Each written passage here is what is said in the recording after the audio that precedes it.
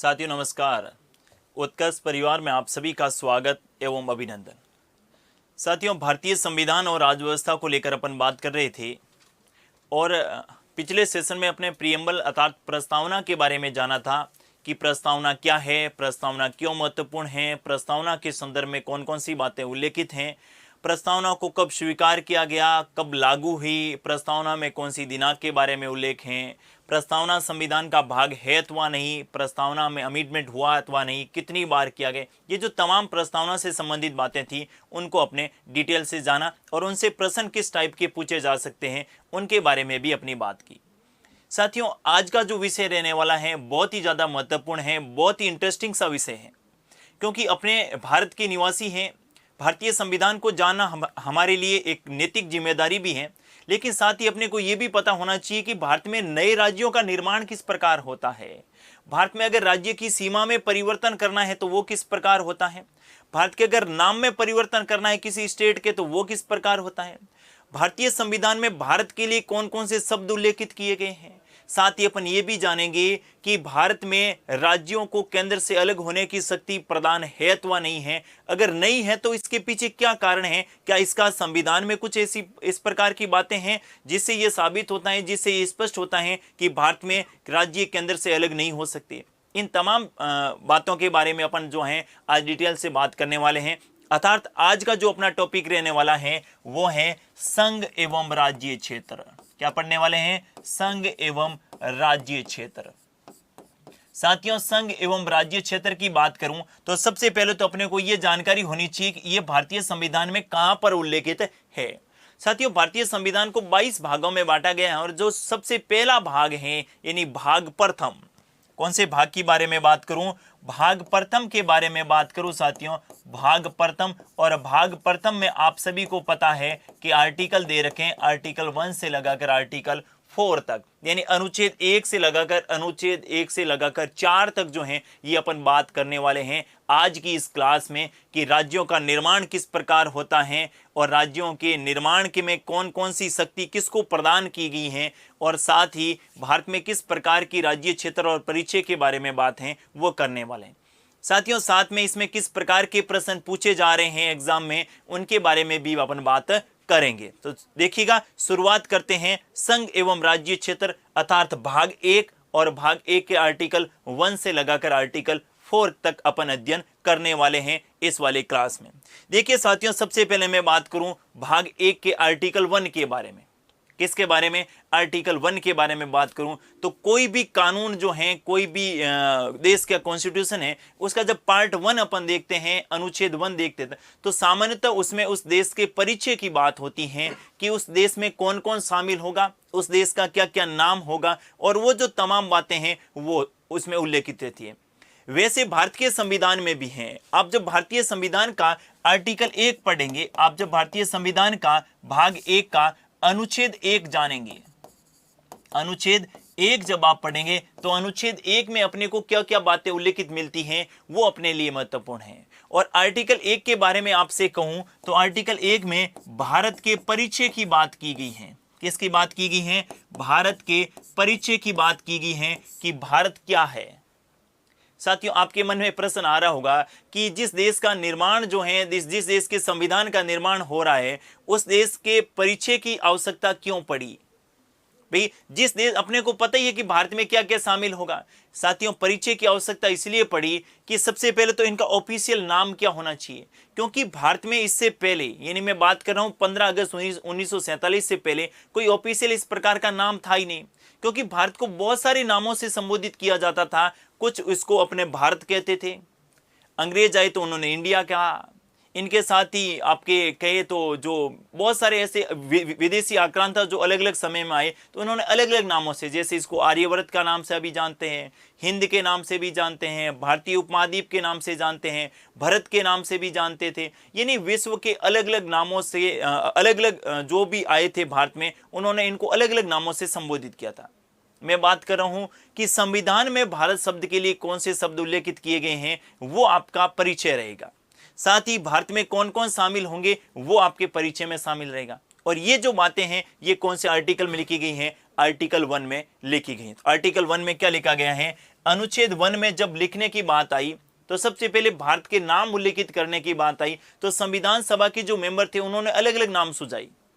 कुछ संविधान सभा के विद्वान थे जिन्होंने कहा एक काम करते हैं, भारत भी लिख लीजिए, इंडिया भी लिख लीजिए, हिंदुस्तान भी लिख लीजिए। कुछ विद्वान थे जिन्होंने कहा आर्यवर्त लिख लीजिए। कुछ ने कहा कि भारत की उत्पत्ति जो तो है भरत नाम से हुई है और इसलिए भरत नाम को भी उल्लेखित कीजिए। कुछ ने कहा हिंदुस्तान तो लिखना ही लिखना पड़ेगा। यानी इस प्रकार के तमाम वाद विवाद के बाद इस फैसले पर पहुंचे कि भारत के आर्टिकल 1 में अपन परिचय की बात करेंगे, इसमें लिखा होगा कि इंडिया दैट इज भारत। क्या लिखा रहेगा इसमें? India that is Bharat. इसका क्या मतलब हुआ? इंडिया दैट इज भारत का मतलब हुआ कि भारत जो कि इंडिया है, भारत हिंदी में बात करूं, भारत जो कि क्या है? इंडिया है। पहली बात तो आपको ये ध्यान में रखें। साथियों, भारतीय संविधान की भाषा जो है ये अंग्रेजी भाषा में लिखा गया है। तो कुछ विद्वान जो थे उन्होंने कहा पहला शब्द भारत होना चाहिए, बाद में इंडिया लिख लो, हमें कोई दिक्कत नहीं है, क्योंकि पहला शब्द क्या होना चाहिए? आपका भारत होना चाहिए। लेकिन बाद में जब अंग्रेजी में लिखा गया तो इस प्रकार का कोई शब्द बना नहीं, इसलिए फिर लिखा गया कि India that is Bharat, Bharat जो कि क्या है? इंडिया है। पहली बात तो आपको ये ध्यान में रखनी। यानी संविधान का आर्टिकल 1 जब आप देखते हैं, अनुच्छेद 1 जब आप पढ़ते हैं तो इसमें स्पष्ट रूप से लिखा है India that is Bharat, Bharat जो कि क्या होगा? इंडिया है। पहली बात तो ये ध्यान में ये रखनी है। इससे क्या स्पष्ट होता है? इससे ये स्पष्ट होता है कि भारतीय संविधान में भारत के लिए केवल 2 ही नाम उल्लेखित किए गए हैं। और 2 नाम कौन कौन से उल्लेखित किए गए हैं? मैंने कहा पहला नाम तो आपके भारत किया गया है और दूसरा नाम कौन सा किया गया है? इंडिया किया गया है। भारतीय संविधान में कहीं पर भी भारत के इंडिया और भारत के अलावा तीसरे किसी शब्द का उल्लेख नहीं किया गया है भारत के नाम के संदर्भ में। यानी भारत में कहीं भी, भारतीय संविधान में हिंदुस्तान, कहीं पर भी भारत, कहीं पर भी आपके आर्यव्रत या फिर भारतीय उपमहाद्वीप जैसे शब्दों का उल्लेख नहीं है। आपके लिए क्वेश्चन पूछा जा सकता है कि निम्नलिखित में से कौन से शब्द का उल्लेख भारतीय संविधान में किया गया है? तो साथियों, भारतीय संविधान में 2 शब्द भारत के लिए काम में लिए गए हैं। पहला भारत है और दूसरा कौन सा ध्यान में रखना है? इंडिया ध्यान में रखना है। पहली बात तो आर्टिकल 1 में आपको ये ध्यान में रखनी है। फिर कहा कि भारत जो कि इंडिया है और ये क्या होगा? राज्यों का संघ होगा। भारत जो कि इंडिया और ये क्या होगा? राज्यों का संघ होगा। और राज्यों का संघ होने का मतलब क्या है? कि भारत में बहुत सारे क्या होंगे? राज्य होंगे।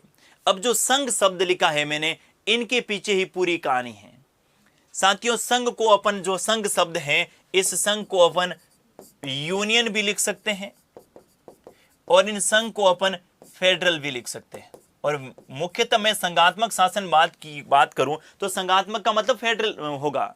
लेकिन भारत में कितनी सूझबूझ के साथ लिखा गया साथियों, और वो जो शब्द लिखा गया है कि राज्यों का संघ होगा, और राज्यों का संघ के लिए जो शब्द काम में लिया गया है, वो संघ के लिए जो शब्द काम में लिया गया है, वो कौन सा शब्द काम में लिया गया है? यूनियन शब्द काम में लिया गया है।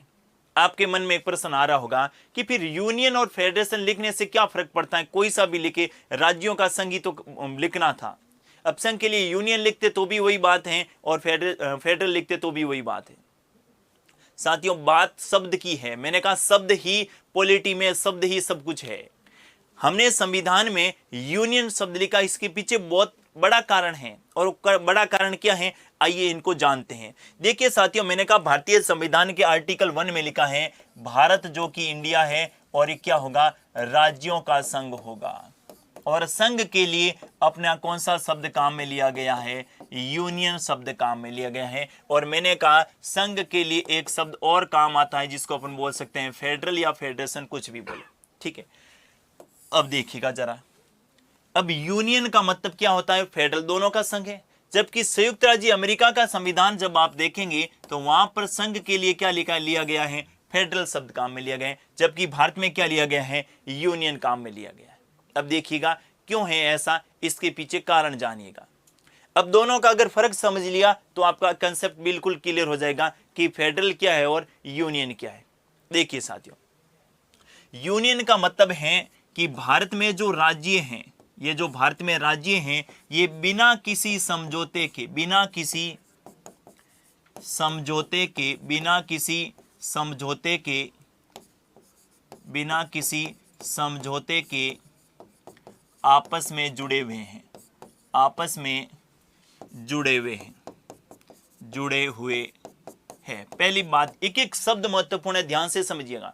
भारत में जो राज्य हैं, अलग अलग राज्य है ना भारत में, जैसे उत्तर प्रदेश है, अपना बिहार है, राजस्थान है, गुजरात है, महाराष्ट्र है, ये जो अलग अलग राज्य हैं ये आपस में बिना किसी संधि या समझौते के तहत जुड़े हुए हैं। यानी इस प्रकार का कोई समझौता या एग्रीमेंट इस प्रकार का नहीं हुआ 1950 या 1947 1945 में कि आपस में जोड़ने के लिए क्या किया गया कि समझौता किया, क्योंकि पहले अलग अलग रियासतें हुआ करती थी। अंग्रेज जब शासन कर रहे थे तो उस समय भारत में आप लोगों को पता होगा दो प्रकार का भारत था, एक तो ब्रिटिश भारत और एक दूसरा देसी भारत। ब्रिटिश भारत का मतलब जिस पर ब्रिटिश सरकार का नियंत्रण था, और देसी भारत का मतलब जिस पर देसी रियासतों का नियंत्रण था। अब अंग्रेज तो चले गए, अपने सामने विकल्प ये थे कि आपस में समझौते करें और समझौते करने के बाद एग्रीमेंट पर हस्ताक्षर करवाएं सबसे, और समझौते के बाद जो है भारत को, राज्यों को आपस में भारत बनाए, मतलब अलग अलग राज्य है ना इसको जोड़े। संविधान सभा के जो मेंबर थे उन्होंने कहा नहीं, भारत में जो राज्य हैं ये संपूर्ण भारतीय, अलग अलग राज्य नाम अपने जरूर दिया है लेकिन इसके तहत किसी समझौते करने की आवश्यकता नहीं है, इसीलिए कौन सा शब्द काम में लिया गया है, यूनियन। ध्यान से सुनिएगा, भारत में राज्य आपस में बिना किसी समझौते के तहत जुड़े हुए हैं, यानी राज्यों को आपस में जोड़ने के लिए कोई समझौता 1950 1947 या 1945 संविधान निर्माण के लिए जब राज्यों का एकीकरण हो रहा था, इस प्रकार का कोई समझौता नहीं हुआ आपस में राज्यों को जोड़ने के लिए। पहली बात आपको यह ध्यान में रखनी है। दूसरी बात, इसका क्या मतलब हुआ यूनियन का? दूसरी बात यह है कि राज्य जो हैं, राज्य केंद्र से अलग नहीं हो सकते, राज्य केंद्र से अलग नहीं हो सकते, राज्य केंद्र से अलग नहीं हो सकते। इसका क्या मतलब हुआ? इसका मतलब ये हुआ कि ये जो केंद्र है और इनके साथ जो राज्य जुड़े हुए हैं, अपने जितने भी स्टेट हैं, ये किसी भी परिस्थिति में केंद्र से अलग नहीं हो सकते। यानी मैं बात करूं कि कोई ऐसा राज्य है, जैसे मैं बात कर लूं आपके गुजरात को ये लगे कि मुझे अब देश की और केंद्र की कोई आवश्यकता नहीं है, मेरा तो एक अलग ही राष्ट्र होना चाहिए, और कौन सा होना चाहिए? गुजरात होना चाहिए। हो सकता है कोई सा भी स्टेट हो, गुजरात हो सकता है, बिहार हो सकता है, बंगाल हो सकता है, जम्मू कश्मीर हो सकता है, लेकिन भारतीय संविधान में ऐसा प्रावधान है कि केंद्र जो है उनसे राज्य किसी भी परिस्थिति में अलग नहीं हो सकते। इस बात को भी ध्यान में रखना है, इसीलिए कौन सा शब्द जोड़ा गया है? यूनियन शब्द जोड़ा गया है। इसका मतलब यह हुआ कि भारत में जो कौन सी व्यवस्था है, तो भारत में विनाशी राज्यों का, ध्यान से सुनिएगा साथियों, विनाशी राज्यों का कौन सा संघ है? अविनाशी संघ है। विनाशी राज्यों का कौन सा संघ है? अविनाशी संघ है। इसका क्या मतलब हुआ कि भारत में राज्यों का विनाश किया जा सकता है, संघ का विनाश नहीं किया जा सकता, मतलब केंद्र का विनाश नहीं किया जा सकता। क्लियर है स्थिति एकदम? तीन बातें मैंने स्पष्ट की यूनियन के लिए। पहले मैंने कहा राज्य बिना किसी समझौते के तहत आपस में जुड़े हुए हैं, कोई समझौता नहीं हुआ। दूसरी बात मैंने कहा राज्य केंद्र से अलग नहीं हो सकते। तीसरी बात मैंने कही कि भारत में विनाशी राज्यों का अविनाशी संघ है, मतलब राज्यों का विनाश हो सकता है, संघ का विनाश नहीं होएगा। इस बात को आपको ध्यान में रखना है। इसका मतलब ये हुआ साथियों कि ये जो भारत में केंद्र है और केंद्र के साथ में बहुत सारे राज्य हैं जिसमें हम सब निवास करते हैं, और ये बहुत सारे स्टेट हैं। केंद्र शक्तियां प्रदान करता है किनको? राज्यों को। केंद्र शक्तियां प्रदान राज्यों को करता है, यानी शक्ति का केंद्र कौन हो गया? संघ है। शक्ति का केंद्र कौन हो गया? संघ है। राज्य किसी भी परिस्थिति में केंद्र से अलग नहीं हो सकते, और राज्य जो आपस में जुड़े हुए हैं यहां पर भी इनके लिए कोई समझौता नहीं हुआ है। इसके लिए हमने कौन सा शब्द काम में लिया गया है? यूनियन शब्द काम में लिया गया। जबकि अब अगर अपन संघ के लिए फेडरल शब्द काम में लेते तो इसका क्या मतलब हुआ? संयुक्त राज्य अमेरिका में फेडरल है, तो इसका मतलब वहां पर राज्यों के लिए क्या व्यवस्था है? देखिए अमेरिका में जो राज्य हैं ये आपस में, देखिए जब अंग्रेज मैं बात करूं संयुक्त राज्य अमेरिका की, तो वहां पर भी ब्रिटेन ने शासन किया है। अमेरिका जो आज दुनिया का सबसे शक्तिशाली राष्ट्र है, ऐसा नहीं है कि वो ब्रिटेन के अधीन नहीं रहा। एक जमाने में वो भी किसके अधीन रहा था? ब्रिटेन के अधीन रहा था। और उस समय उनकी 13 कॉलोनियां थी। अपने यहाँ राज्य बोलते थे, उस समय उनको कॉलोनियां बोलते थे। तो 13 अलग अलग कॉलोनियां थी। उन 13 कॉलोनियों ने एक समझौता किया और समझौता करके एक देश बनाया जिसे अपन क्या बोलते हैं? यूएसए बोलते हैं, यूनाइटेड स्टेट ऑफ अमेरिका, यानी यूएसए। बाद में इन राज्यों की संख्या धीरे धीरे बढ़कर आज कितनी हो गई है? 50 हो गई है। लेकिन ये राज्य आपस में किसके तहत जुड़े हुए हैं? समझौते के तहत जुड़े हैं। यानी आपको ध्यान में रखना है कि अमेरिका में जो सभी राज्य हैं, सभी राज्य जो हैं ये आपस में समझौते के तहत जुड़े हुए हैं। किसके तहत जुड़े हुए हैं? समझौते के तहत जुड़े हुए हैं। यानी आपस में क्या हुआ है? उनके समझौता हुआ है। पहली बात तो आपको ये ध्यान में रखनी है। दूसरी बात, राज्य जो हैं ये केंद्र से किसी भी समय अलग हो सकते हैं। यानी राज्य केंद्र से किसी भी समय अलग हो सकते हैं। किसी भी समय अलग हो सकते हैं। दूसरा बात आपको ये ध्यान में रखनी है, यानी 50 स्टेट जो अमेरिका में हैं उनको लगे कि मुझे अलग होना चाहिए इस 50 स्टेट से, तो मुझे स्वतंत्रता रहेगी। मैंने जो समझौता किया उसको तोड़ दूं और मैं क्या हो जाऊं? अलग हो जाऊं। तीसरी बात मैंने कही कि भारत में विनाशी राज्यों का अविनाशी संघ, यानी राज्यों का विनाश हो सकता है, संघ का विनाश नहीं होगा। जबकि फेडरल में क्या होगा?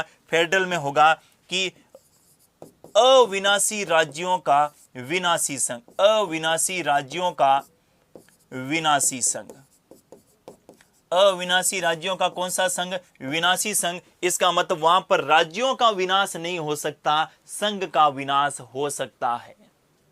समझ गए होंगे मेरे हिसाब से। आप यूनियन को भी समझ लिए होंगे, फेडरल को भी समझ लिए होंगे। यानी भारत में जब संविधान का निर्माण हो रहा था तो भारत के सामने 2 विकल्प थे।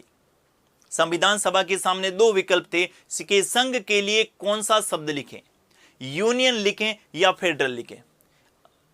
जो कह रहे हैं ना, संविधान सभा के मेंबर ने कुछ नहीं किया। यानी संविधान सभा के जो मेंबर थे वो केवल आते, खाना नाश्ता करते और उसके बाद चला जाते, क्योंकि भारतीय संविधान में तो सारी बातें दूसरे देशों से ली गई हैं। अब दूसरे देशों से ली गई, लेकिन उनको किस रूप में लागू करना है ये तो संविधान सभा के मेंबरों की बात थी ना। अब देखिए, अब जब यूनियन की जगह फेडरल ले लेते तो न जाने आज भारत के क्या होते, कितने टुकड़े होते और राज्य आपस में समझौते के तहत जुड़े होते। तो जब किसी को लगता कि केंद्र हमारे ऊपर ज्यादा शक्तिशाली हो रहा है तो वो राज्य उस केंद्र से क्या हो जाता? अलग हो जाता। इसीलिए साथियों, भारत में संघ के लिए कौन सा शब्द काम में लिया गया है? यूनियन शब्द काम में लिया गया है। अर्थात इंडिया, दैट इज भारत, जो कि क्या होगा? यूनियन ऑफ स्टेट, यानी राज्यों का संघ होगा। और संघ के लिए कौन सा शब्द काम में लिया गया है? यूनियन शब्द काम में लिया गया है। और इसका उल्लेख भारतीय संविधान के आर्टिकल 1 में उल्लेखित है। अब आपसे पूछे कि भारत में राज्यों के संदर्भ में निम्नलिखित में से कौन सा कथन गलत है, तो पहला कथन देंगे कि भारत में राज्य आपस में समझौते के तहत जुड़े हैं। आप कहेंगे नहीं भाई साहब, यूनियन शब्द मेरे क्लियर हैं और यूनियन शब्द उल्लेखित हैं, इसका मतलब आपस में समझौते के तहत नहीं जुड़े हुए। साथियों, मैं लेवल की बात करूं तो आप कुछ जो हैं, कुछ एग्जाम में आपका लेवल थोड़ा सा नीचे रह सकता है, लेकिन अपन कंप्लीट पढ़ते हैं। कंप्लीट का मतलब यहां से क्वेश्चन बाहर जाने की संभावना बिल्कुल कम होती है। बिल्कुल कंपैरिजन में पॉलिटी को पढ़ते हैं। कंपैरिजन का मतलब दोनों को अपन अगर होता तो मैं यूनियन का बता देता और बात उसको समाप्त कर देता, लेकिन अपने को यह भी पता होना चाहिए कि यूनियन लिखा तो क्यों लिखा, और अगर ये वाला लिखता तो इससे क्या प्रभाव पड़ता। आगे जब आप किसी पीसीएस के एग्जाम में मेंस लिखने का काम करेंगे या यूपीएससी लिखने का काम करेंगे मेंस, तो उसमें इस प्रकार का क्वेश्चन कई बार पूछा गया है। ऐसे क्वेश्चनों का आंसर अपने को किस प्रकार से लिखना है, इनके बारे में बात हो सकती है। देखिए कौन सा कथन गलत है। मेरा क्वेश्चन ये था कि भारत के राज्यों के संघ के लिए निम्नलिखित में से कौन सा कथन गलत है। ऑप्शन ए, विकल्प ए जो है वो है, इसका प्रावधान भारतीय संविधान के आर्टिकल 1 में किया गया है। ऑप्शन बी, भारत में राज्य आपस में समझौते के तहत जुड़े हुए हैं। ऑप्शन सी, भारत में राज्य केंद्र से अलग नहीं हो सकते। और ऑप्शन डी, भारत विनाशी राज्यों का अविनाशी संघ होगा।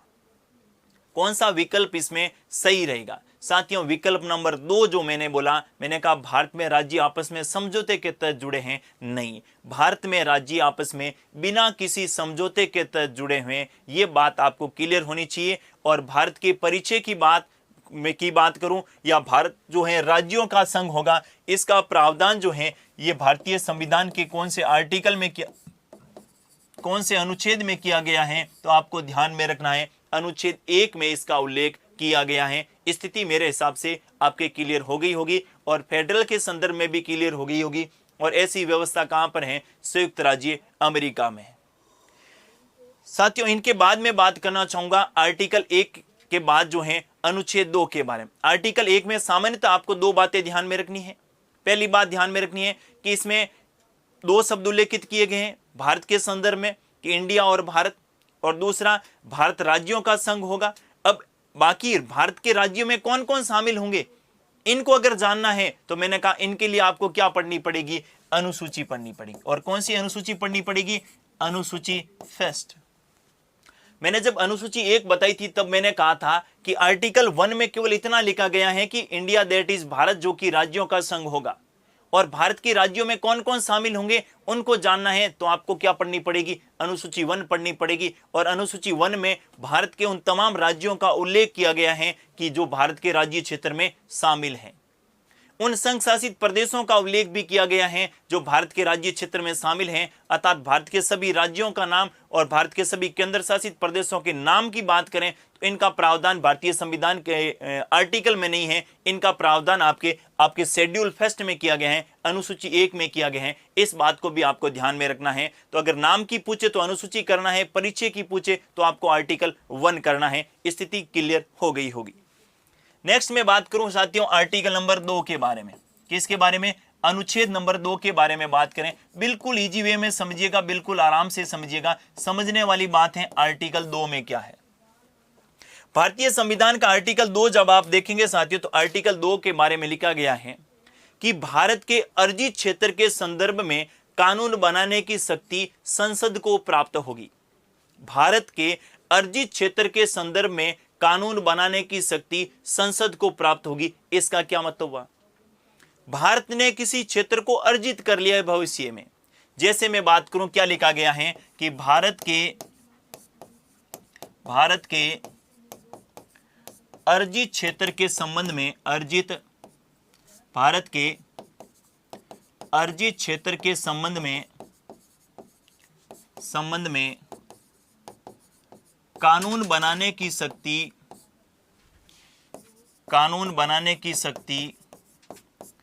संसद को प्राप्त होगी।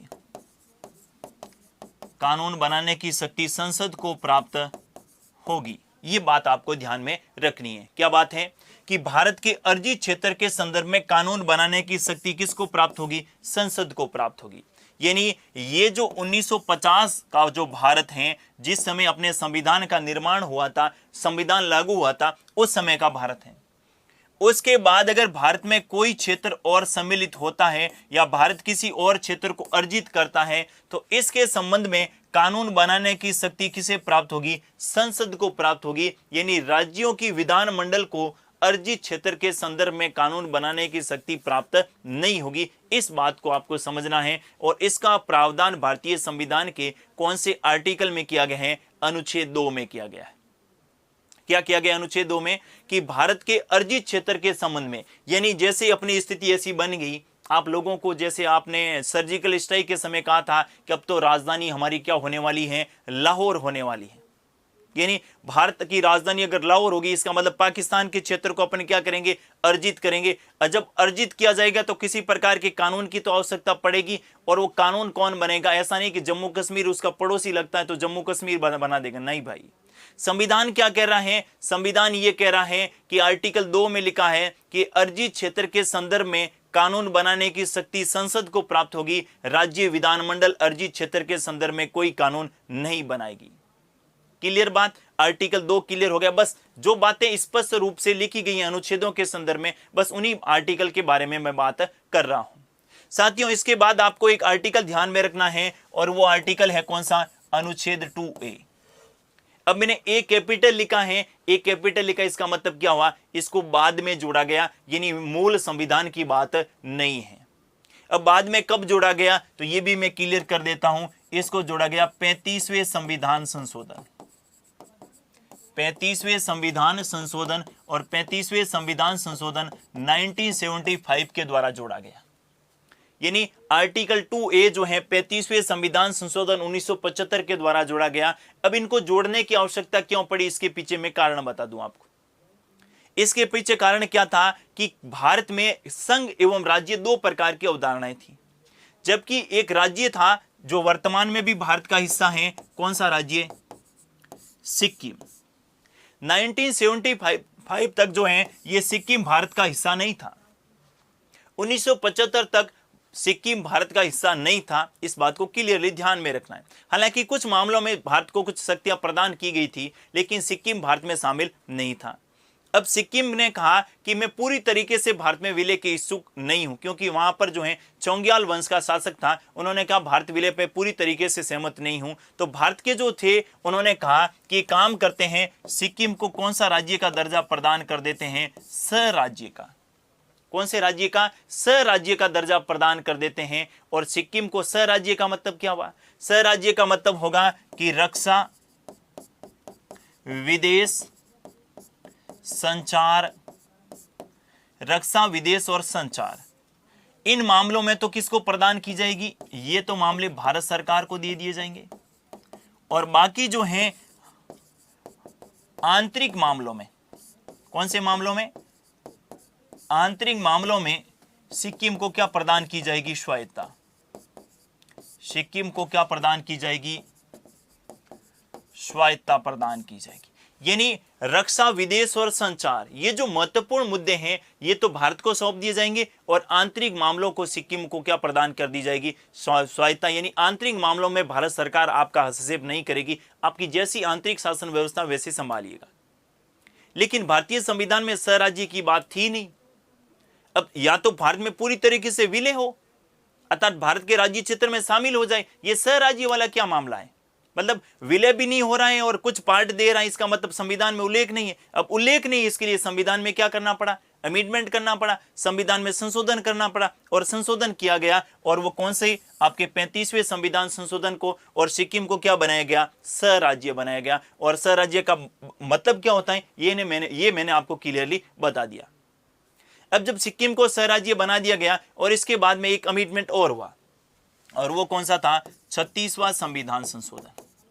कौन सा, 36वां संविधान संशोधन किया गया इसके कुछ ही समय बाद। और 36वें संविधान संशोधन के द्वारा इस आर्टिकल 2A को क्या कर दिया गया, अनुच्छेद 2A को क्या कर दिया गया, समाप्त कर दिया गया। और सिक्किम जो स्वराज्य का दर्जा प्रदान किया गया था, अब सिक्किम को भारत का कौन सा राज्य बना दिया गया, पूर्ण राज्य बना दिया गया। बात क्लियर हो गई होगी। आर्टिकल 2A का संबंध कौन से राज्य से है, सिक्किम से है। आर्टिकल 2A कब जोड़ा गया, 35वें संविधान संशोधन 1975 के द्वारा जोड़ा गया। क्यों जोड़ा गया, क्योंकि सिक्किम को कौन सा राज्य प्रदान किया गया, स्वराज्य का दर्जा प्रदान किया गया। स्वराज्य का मतलब क्या होगा कि रक्षा, विदेश और संचार भारत सरकार को मिलेंगे, बाकी आंतरिक मामलों में सिक्किम को क्या प्रदान की जाएगी, स्वायत्तता प्रदान की जाएगी। और बाद में सिक्किम को कौन से अमेंडमेंट के द्वारा पूर्ण राज्य बनाया गया, 36वें अमेंडमेंट के द्वारा पूर्ण राज्य बनाया गया। अब आपके मन में एक प्रश्न आ रहा होगा साथियों, क्या भारत में वर्तमान में कोई ऐसा स्वराज्य है? वर्तमान में भारत में कोई ऐसा स्वराज्य का दर्जा किसी भी राज्य को नहीं दिया गया है। भारत में जो भी राज्य हैं वो पूरी तरीके से भारत के अंग हैं, अर्थात पूर्ण राज्य ही हैं। स्वराज्य की कोई व्यवस्था किसी भी विशेष राज्य के लिए प्रदान नहीं की गई। इस बात को भी आपको क्लियरली ध्यान में होना चाहिए। एक राज्य के लिए की गई थी, वो कौन सा था, सिक्किम।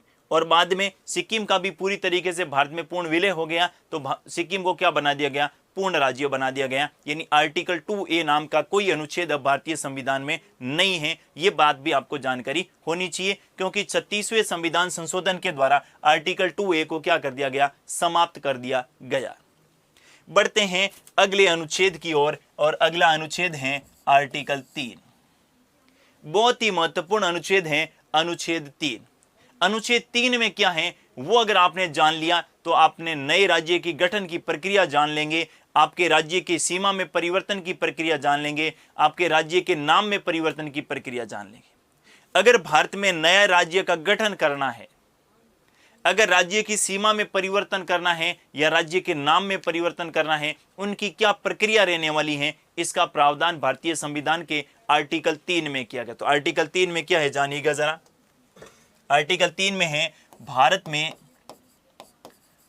में नए राज्य का गठन करना, नए राज्य का क्या करना, गठन करना, राज्य की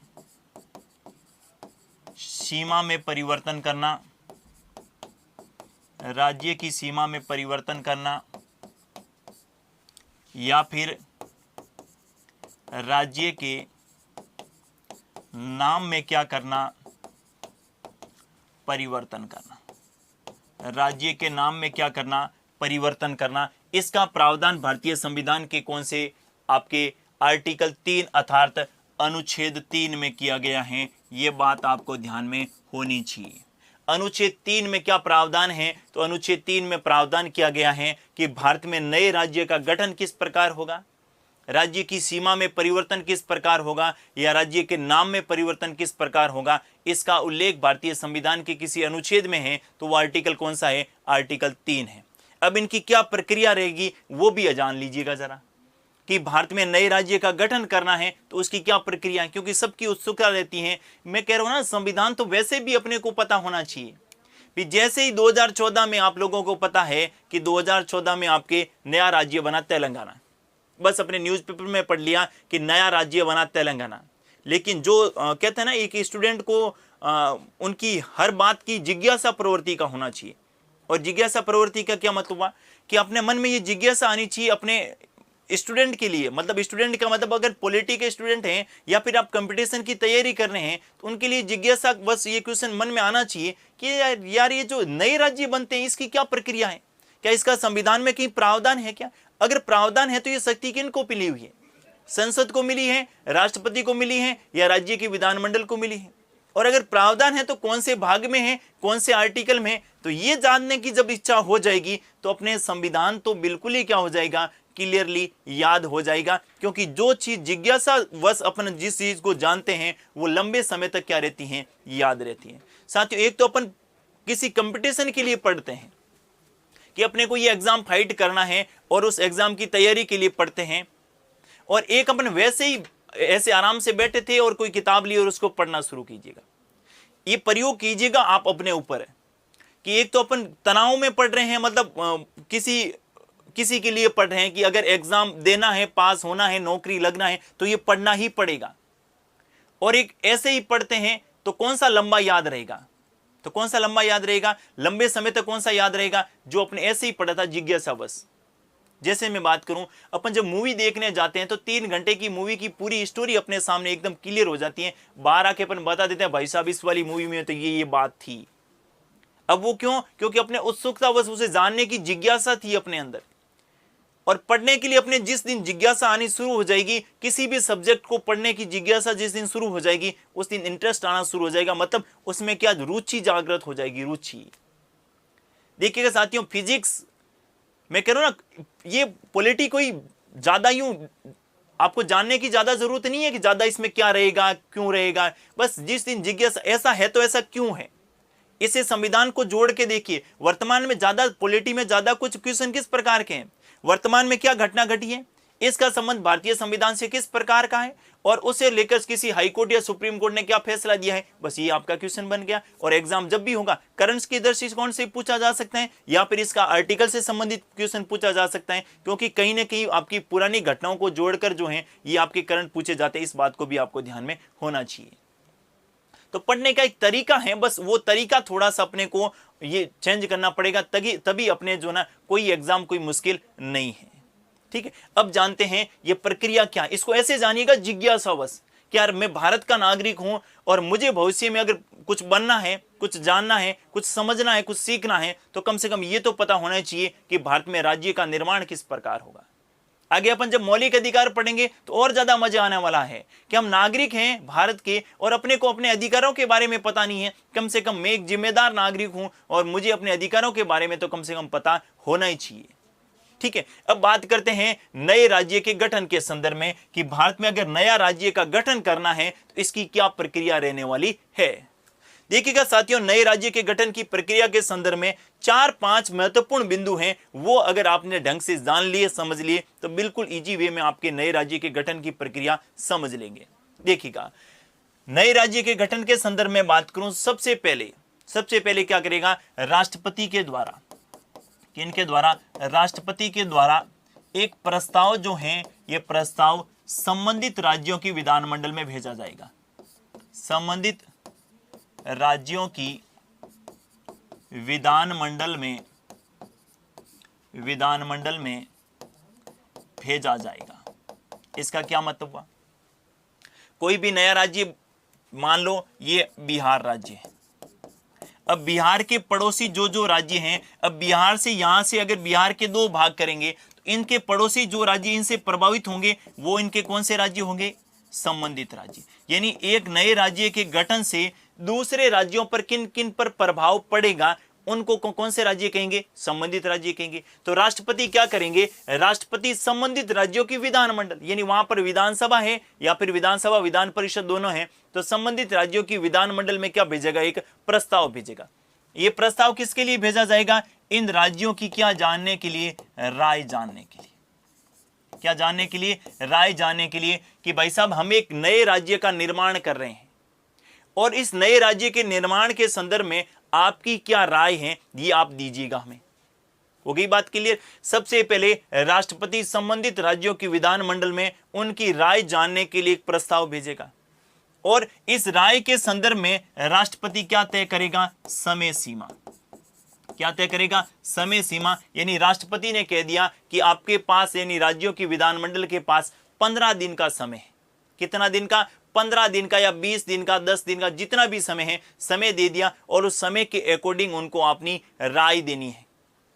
अब कुछ राज्य ऐसे हो सकते हैं जिन्होंने कहा भाई साहब 10 दिन का समय दिया, ये तो हमारे लिए कम होगा, तो राष्ट्रपति जो है समय सीमा में क्या कर सकता है, परिवर्तन भी कर सकता है। और परिवर्तन कौन करेगा, राष्ट्रपति करेगा। यानी राज्यों के विधानमंडल के संदर्भ में जो राय जानने के लिए जो प्रस्ताव भेजा है, और किसी राज्य की मांग पर राष्ट्रपति समय सीमा में परिवर्तन भी कर सकता है, इस बात को भी आपको पता होना चाहिए। अब दूसरा चरण, राज्यों ने राय दे दी। राज्यों ने क्या दे दी, किसी राज्य के, नए राज्य के संदर्भ में क्या दे दी, राय। इस राय को मानने के लिए, इस राय को मानने के लिए संसद बाध्यकारी नहीं है। राज्यों ने जो राय दी है राष्ट्रपति को सौंपी और राष्ट्रपति इसको कहां रखेंगे, संसद में, क्योंकि नए राज्य का गठन की प्रक्रिया कहां चल रही है, संसद में। किसी राज्य ने राय दी कि ये होना चाहिए, अब वो राय माने नहीं माने, संसद के लिए कोई बाध्यकारिता नहीं है। ये बात भी आपके क्लियर होनी चाहिए। यानी नए राज्यों के गठन के संदर्भ में संसद के लिए जो राय राज्यों ने दी है वो मानने के लिए संसद बाध्यकारी नहीं है।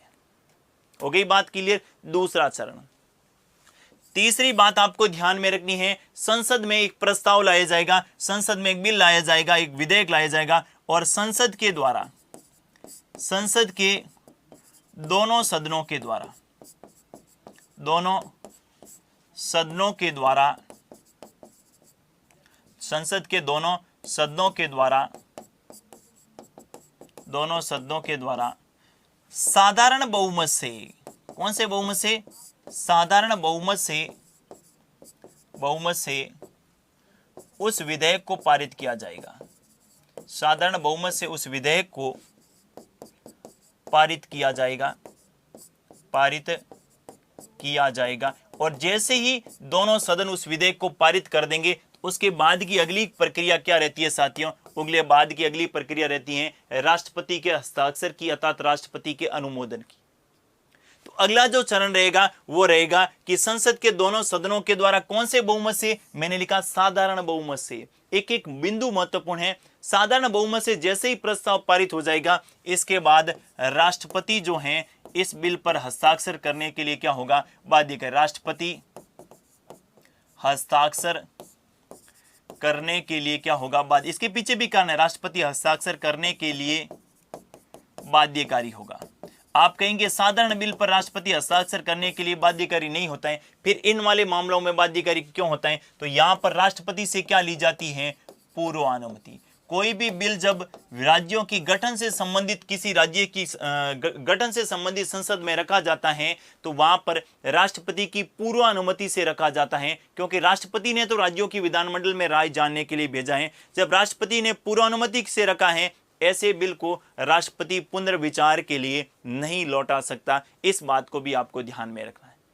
तो नए राज्य के गठन की प्रक्रिया में आप लोगों को वापस से बता देता हूं, बहुत ही इंटरेस्टिंग सी बात है, ज्यादा इसमें तनाव लेने की बिल्कुल भी आवश्यकता नहीं है। देखिए नए राज्य के गठन की क्या प्रक्रिया साथियों। सबसे पहले राष्ट्रपति की पूर्व अनुमति से संबंधित राज्यों की विधानमंडल में एक प्रस्ताव भेजा जाएगा, राज्यों की राय ली जाएगी और उसके संदर्भ में राष्ट्रपति समय सीमा तय करेगा। समय सीमा में राष्ट्रपति परिवर्तन भी कर सकते हैं। राज्यों ने क्या राय दी है ये मानने के लिए संसद बाध्यकारी नहीं है। इसके बाद में संसद के दोनों सदनों के द्वारा कौन से बहुमत से? साधारण बहुमत से। संसद के दोनों सदनों के द्वारा साधारण बहुमत से प्रस्ताव पारित किया जाएगा और इस पर राष्ट्रपति हस्ताक्षर करने के लिए बाध्यकारी होगा, क्योंकि राष्ट्रपति ने पहले से क्या दे रखी है? पूर्व अनुमति दे रखी है। भाई कोई ना कोई कारण होगा तभी इसको बाध्यकारी बनाया गया है, और कारण क्या है? राष्ट्रपति ने पहले से क्या दे रखी है? पूर्व अनुमति। ऐसे बिल या विधेयक जिस पर राष्ट्रपति ने पूर्व अनुमति दे दी है, ऐसे विधेयक को राष्ट्रपति पुनर्विचार के लिए नहीं लौटा सकता। यह भी बात अपने क्लियर होनी चाहिए, स्पष्ट होनी चाहिए, ध्यान में होनी चाहिए। नए राज्यों के गठन के संदर्भ में ये जो 4 चरण मैंने लिखे हैं, अगर ये आपके क्लियरली पता है तो आपको बिल्कुल नए राज्य का गठन का पूछ ले, राज्य की सीमा में परिवर्तन का क्वेश्चन पूछ ले, या फिर राज्य के नाम में परिवर्तन का क्वेश्चन पूछ ले, वो आपको क्लियर हो जाएगा। अब देखिएगा यहां से क्वेश्चन किस प्रकार का बनेगा वो भी आपके लिए जानना क्या है? बेहद ही जरूरी है। अब देखिएगा क्वेश्चन, पहला क्वेश्चन है देखिएगा, नए राज्य के गठन के लिए किन किन की आवश्यकता रहेगी? अगर भारत में नए राज्य का गठन करना है तो किन किन की आवश्यकता रहेगी? सबसे पहले मैं बात करता हूं कि राष्ट्रपति, विकल्प बी मैंने दिया है उपराष्ट्रपति, यानी इसके बाद मैंने लिखा है संसद, और इसके बाद मैंने लिखा है राज्य की विधानमंडल। विकल्प बी मैंने दिया है राष्ट्रपति, संसद और विधानमंडल। ऑप्शन सी मैंने दिया है राष्ट्रपति,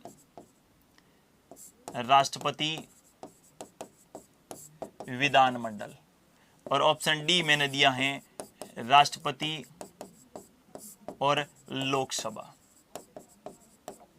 कौन सा राइट करेंगे? किन की आवश्यकता रहेगी? राष्ट्रपति की आवश्यकता रहेगी, संसद की आवश्यकता रहेगी और राज्य विधानमंडल की रहेगी। लेकिन राज्य विधानमंडल की राय मानने के लिए संसद बाध्यकारी नहीं है। पहली बात तो आपको यह ध्यान में रहेगी। और ज्यादा शक्तिशाली कौन है इसमें? यानी आपसे एक ही शब्द में पूछे कि राज्यों के नए राज्यों का गठन कौन कर सकता है, तो आपका आंसर क्या होना चाहिए? संसद के द्वारा। नए राज्य का गठन कौन कर सकता है? संसद के द्वारा किया जाएगा। क्लियरली है, तथ्य है, एकदम फैक्ट है, कोई आपके डाउट का कोई सवाल ही नहीं उठता। नए राज्य का गठन किया जाता है। ऑप्शन ए राष्ट्रपति, option B Lok Sabha, option C Rajya Sabha और ऑप्शन डी संसद आ जाए तो कौन सा करेंगे? संसद करेंगे।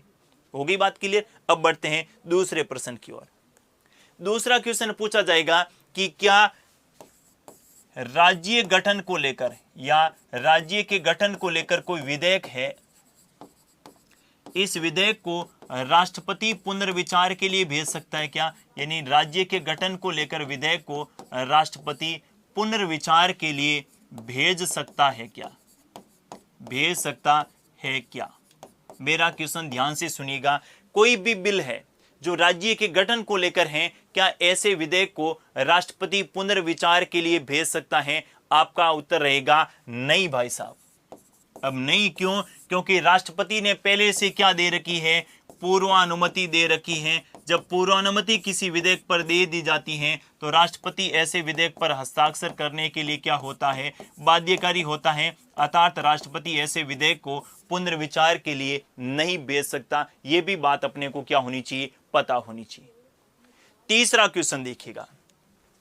तीसरा क्वेश्चन पूछा जाएगा, क्या राज्य के गठन को लेकर कोई बिल है और उसमें अगर गतिरोध उत्पन्न हो जाए तो क्या संयुक्त बैठक का प्रावधान होगा क्या? और आप लोगों को पता है संयुक्त बैठक का प्रावधान आर्टिकल 108 में है।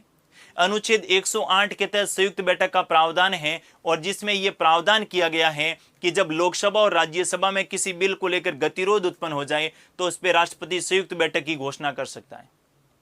अब यहां पर मान लो किसी राज्य के गठन को लेकर लोकसभा और राज्यसभा में गतिरोध उत्पन्न हो गया और बिल पारित नहीं हो रहा है, मतलब लोकसभा ने पारित कर दिया, राज्यसभा ने पारित नहीं किया, या राज्यसभा ने पारित कर दिया, लोकसभा ने पारित नहीं किया, तो क्या संयुक्त बैठक बुलाई जा सकती है? आपका आंसर रहेगा नहीं।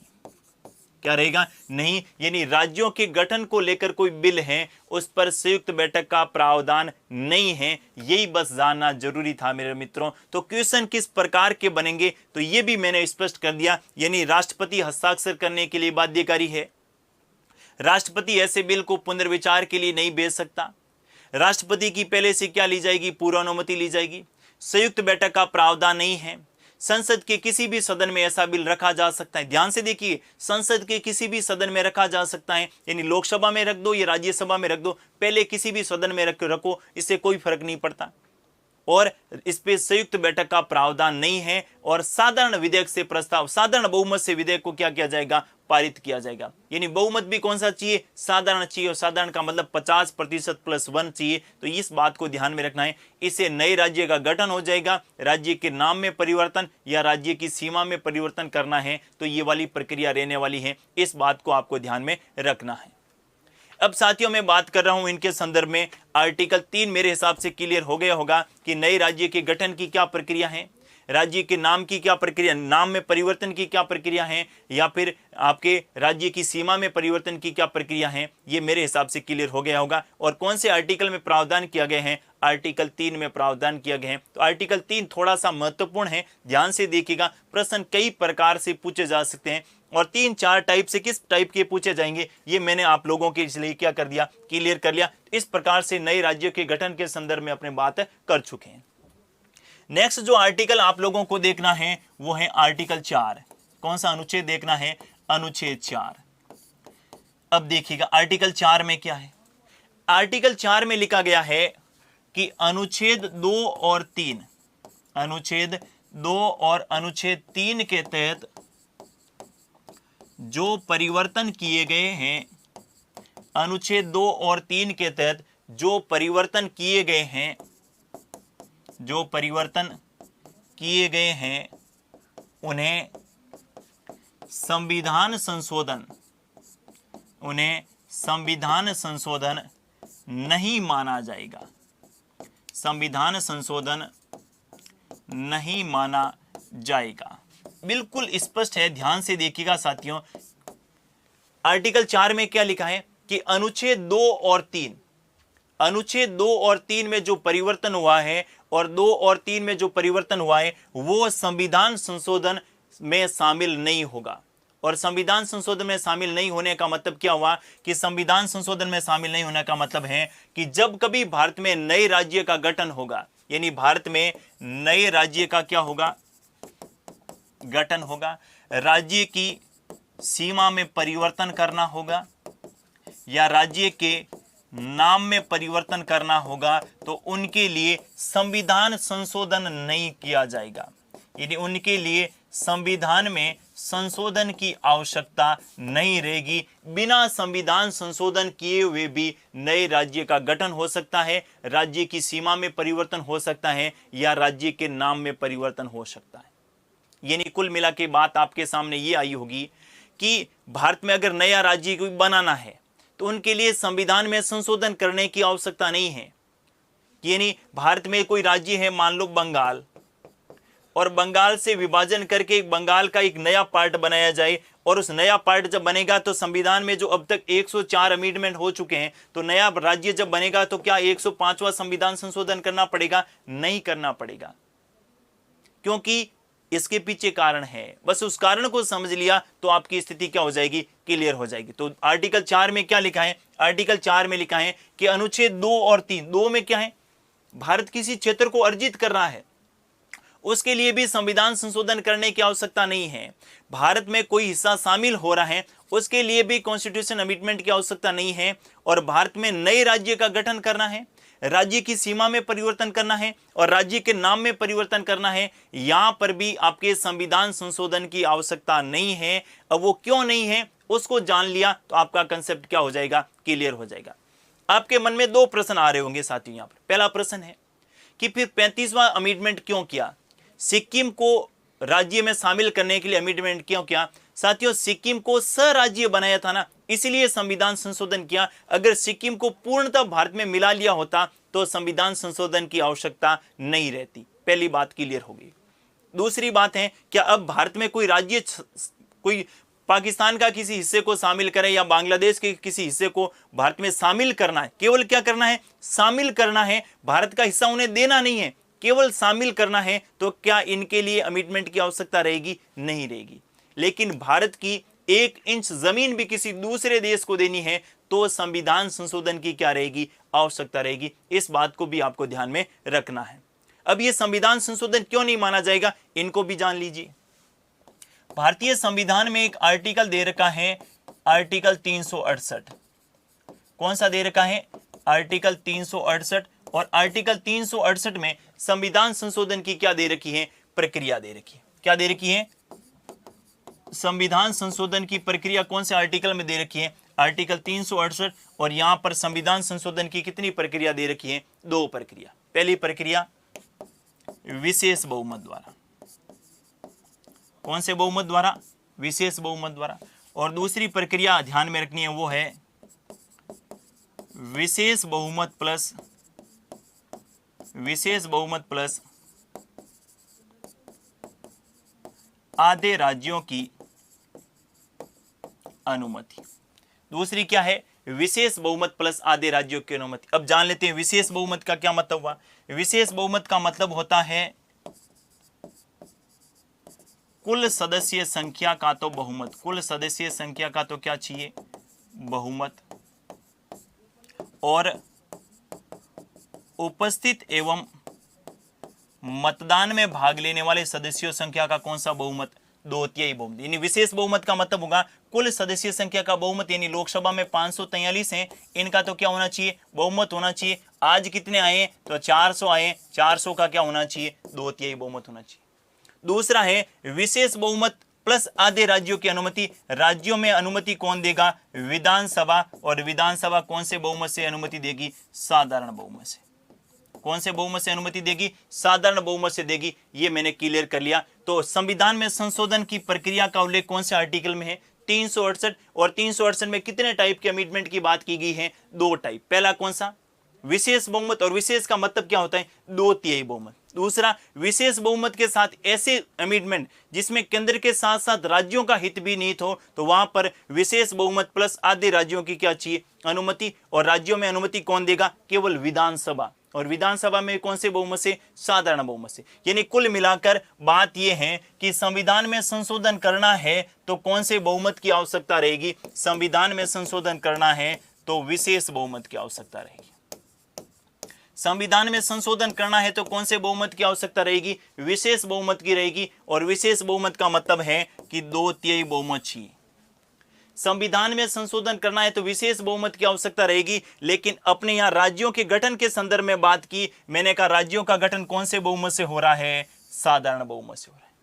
कौन से बहुमत से हो रहा है, साधारण बहुमत से हो रहा है। जब राज्यों के गठन साधारण बहुमत से हो रहा है और संविधान में संशोधन विशेष बहुमत से होगा, इसीलिए राज्यों के गठन की जो प्रक्रिया है उसको संविधान संशोधन में शामिल नहीं माना जाएगा। बस यही बात आपको समझनी थी। मेरे हिसाब से कंसेप्ट क्लियर हो गया होगा। अब क्लियर नहीं भी हुआ है, एक बार मैं वापस से इसको रिपीट कर देता हूं। राज्यों के गठन के लिए कौन से बहुमत की आवश्यकता रहती है, साधारण। चाहे राज्यों का गठन करना हो, राज्यों के नाम में परिवर्तन करना हो या राज्यों की सीमा में परिवर्तन करना हो, साधारण बहुमत की आवश्यकता रहेगी संसद की। पूरी प्रक्रिया मैंने आप लोगों को अच्छे ढंग से बता दी। जबकि संविधान संशोधन के संदर्भ में बात करें तो संविधान संशोधन के संदर्भ में बात करें तो ध्यान में रखना, संविधान में संशोधन जो है ये कौन से बहुमत के द्वारा होता है, संविधान में संशोधन जो है ये विशेष बहुमत। कौन से बहुमत के द्वारा, और विशेष बहुमत का मतलब कौन सा बहुमत चाहिए, 2/3 बहुमत चाहिए। जबकि 2/3 बहुमत से राज्यों के गठन होता ही नहीं है। इसीलिए अनुच्छेद 4 में क्या लिखा गया है कि आर्टिकल 2 और 3 में जो परिवर्तन किए जाएंगे उनको संविधान संशोधन में शामिल नहीं माना जाएगा, क्योंकि संविधान संशोधन विशेष बहुमत से होते हैं और राज्यों का गठन कौन से बहुमत से होता है? साधारण बहुमत से होता है। तो साथियों, आर्टिकल 1 से लगाकर 4 के बारे में अपने जाना है कि आर्टिकल 1 में क्या है। तो आर्टिकल 1 में भारत के परिचय की बात की गई है, भारत का क्या नाम होगा और भारत के राज्यों का संघ होगा, और राज्यों के लिए यूनियन शब्द काम में क्यों लिया गया है और यूनियन का क्या अर्थ है, इनको जाना। आर्टिकल 2 के बारे में अर्जित क्षेत्र के संदर्भ में कानून बनाने की शक्ति संसद को प्राप्त होगी, राज्य विधानमंडल को नहीं होगी। इसका प्रावधान कौन से आर्टिकल में है? 2 में है। आर्टिकल 2A सिक्किम के संदर्भ में किया था, सिक्किम को सह राज्य का दर्जा देने के लिए 35वें अमेंडमेंट द्वारा जोड़ा गया, लेकिन 36वें अमेंडमेंट द्वारा समाप्त कर दिया, क्योंकि सिक्किम को कौन सा राज्य बना दिया गया? सह राज्य बना दिया गया। तीसरी में बात करूं आर्टिकल नंबर 3 की, तो आर्टिकल 3 में जो है आपके नए राज्य के गठन की प्रक्रिया, राज्य के नाम में परिवर्तन, राज्य की सीमा में परिवर्तन से संबंधित बात थी और उनकी क्या प्रक्रिया रहने वाली है और वहां से किस प्रकार के प्रश्न पूछे जा रहे हैं, उन बातों को भी मैंने स्पष्ट आपके सामने रखा और वहां भी आपकी समझ जो है वो बेहतर हुई होगी। आर्टिकल 4 के बारे में बात करें तो 2 और 3 में जो परिवर्तन होंगे, यानी अनुच्छेद 2 और 3 के तहत जो परिवर्तन किए जाएंगे उनको संविधान संशोधन में शामिल नहीं माना जाएगा। अब क्यों नहीं माना जाएगा? मैंने कारण बताया। मैंने कहा 368 में संविधान संशोधन की 2 प्रक्रिया दी गई है और दोनों के लिए विशेष बहुमत चाहिए, जबकि आर्टिकल 2 और 3 में जो परिवर्तन हो रहे थे वो कौन से बहुमत से हो रहे थे? साधारण बहुमत से हो रहे थे, इसलिए उसको संविधान संशोधन की प्रक्रिया में शामिल नहीं माना गया। ये तो थे साथियों संवैधानिक प्रावधान, यानी भारतीय संविधान में आर्टिकल क्या क्या थे, इनके बारे में जाना। अगली क्लास में अपन जानेंगे कि 1950 यानी 26 जनवरी 1950 को जब संविधान लागू हुआ था उस समय राज्यों की क्या व्यवस्था थी, यानी राज्यों को किस प्रकार अलग अलग श्रेणियों में बांटा गया। इसके बाद 7वें अमेंडमेंट द्वारा राज्यों की श्रेणियों को समाप्त कर दिया गया और भारत में 14 राज्य और 6 केंद्र शासित प्रदेश बने। इसके बाद में अपन जानेंगे कि 14 राज्यों से कैसे जो हैं ये आपके वर्तमान में 28 राज्य और 8 केंद्र शासित प्रदेश बने, और साथ ही ये भी जानेंगे कि राज्यों के गठन को लेकर आपके जो आयोग बने हैं, इसके धर आयोग की बात हो जाए या आपके राज्य पुनर्गठन आयोग की बात हो जाए या जेवीपी समिति की बात हो गई, इन समितियों और इस आयोगों ने अपनी सिफारिश में क्या क्या बातें कही ये भी अपन जानेंगे। तो उसके लिए आपको अगला जो सेशन है वो देखना क्या होगा? जरूरी होगा। तो पार्ट फर्स्ट में तो केवल संवैधानिक प्रावधानों के बारे में जाना है और पार्ट 2 में अपन उन संवैधानिक प्रावधानों के तहत भारत में 1950 यानी संविधान लागू होने के बाद आज भारत में जैसे 28 राज्य और 8 केंद्र शासित प्रदेश बने हैं, कौन से वर्ष में कौन सा राज्य बना ये तो महत्वपूर्ण है ही है। साथ में अपन ये भी जानेंगे कि इनको लेकर कई बार क्वेश्चन पूछ लिया जाता है कि इसकी धारा आयोग में क्या सिफारिशें दी, जेवीपी अर्थात उस समिति में कौन कौन मेंबर शामिल थे, फजल अली आयोग का संबंध किससे है, फजल अली आयोग में कौन कौन मेंबर थे, और राज्य पुनर्गठन आयोग जिसको फजल अली आयोग क्यों कहा जाता है, यहाँ से आपके लिए अच्छे प्रश्न पूछे जाते हैं, उनको भी अपन ध्यान में रखते हुए अध्ययन करेंगे और वहां से किस प्रकार के प्रश्न पूछे जा रहे हैं उनको भी अपन साथ में लेकर चलेंगे। तो आज के लिए बस इतना ही, मिलेंगे अगली क्लास में, तब तक के लिए थैंक यू, धन्यवाद।